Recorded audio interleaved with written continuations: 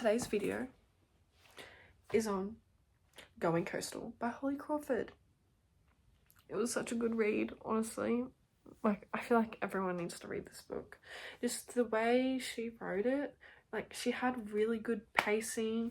I loved the foreshadowing about Fish, and I'm not going to say who Fish is just because I don't want to spoil it, and I don't know if that's spoiling it by mentioning Fish. Anyway, but I love the foreshadowing about Fish. That's like one of my favorite bits. And the twist that she put on for the brother's best friend trope, because usually, personally for me, I generally have a hard time reading that trope because of how it's written most of the time, but she wrote it so well. Like, I could read it, like, and it didn't piss me off because that's what I find with that trope. I find that it just really bothers me. Anyway, but I really like the way she wrote it, and it's like almost giving me a new perspective on the trope. So maybe I'll read more Brother Best Friend books and hope that those books aren't so cliche, because I do think there are a lot of cliche things about the trope, and she really avoided almost following through with the cliche things that are typically written when using that trope. There's also forced proximity, which is very cute. And also, I just, at the start, I loved all the twists and turns of, like, you know, of Lark's decision to go to Echo Cove. I'm not sure if it's pronounced Echo or Echo, I think. I don't know, because I'm Australian, so I say Echo. I really liked the twists and turns on, like, her journey to, like, go back home. I'm not sure, I hope that's not spoiling it. I'm probably gonna put a spoilers warning like in the caption, because I don't know if I'm accidentally spoiling it or not. Like, I'm not giving away like the plot or anything. I'm just saying the tropes and what I liked about it, because I want to put my words like perfectly, because this is, I really liked this book, and I want to like put it into the most perfect words, but I don't know if that's possible because it was so good, and I don't know if I can think of the most perfect way to describe this book, because it was so good. But so good is obviously not, and like not, and like, it's not like emphasized. I feel like I need to emphasize like more like how good it was, because I just use the word good a lot. Good could mean anything when I say it, but like it was a really great book. It was better than great. It was really well written, like, for the pacing, because it's a shorter book. It's not as long as like her other books that I have read. Well, I think it's not as long. I usually, when it's a shorter book, I always worry about the pacing. Like, is it gonna be like too fast, and is it gonna like, or is it like is it gonna be too fast is usually what I'm worried about.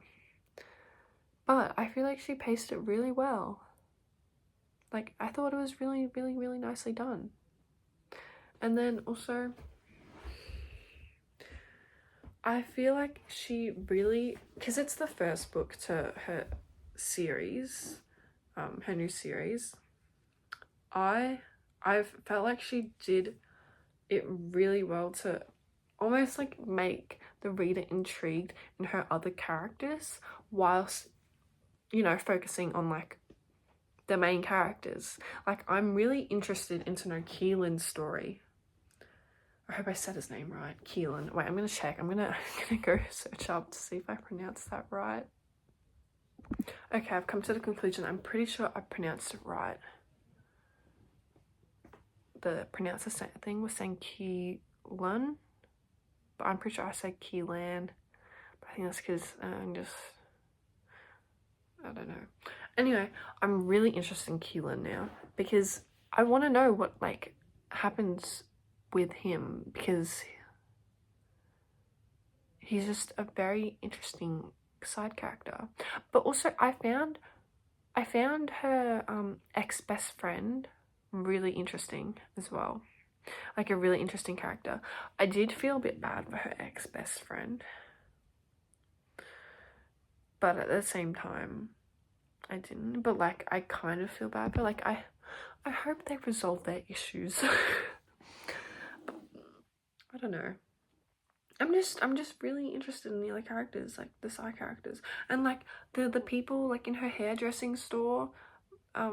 They're so sweet. But then also, oh, Riley, he's such a cool kid. Honestly, he's pretty cool.